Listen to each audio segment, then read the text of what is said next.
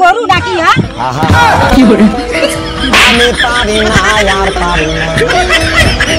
ফাগুন মাসে কাঁচা বাসে গুনগুনিয়ে ভ্রমর আসে, প্রেমের লাগে বুকটা করে। এটা তো গান ছিল। হ্যালো ফ্রেন্ড, সবাইকে গুড আফটারনুন। কেমন আছো? আমি বাপের বাড়ি এসেছিলাম, দুদিন হলো। এখন দুপুরের খাবার খেতে বসেছি আমি আর ভাইয়ের বউ। বাড়িতে আর কেউ নেই, মা নেই, বাবা নেই, ভাই নেই, সবাই ঘুরতে গেছে যে যার মতো। আমরা দুজনেই পড়ে আছি এখন।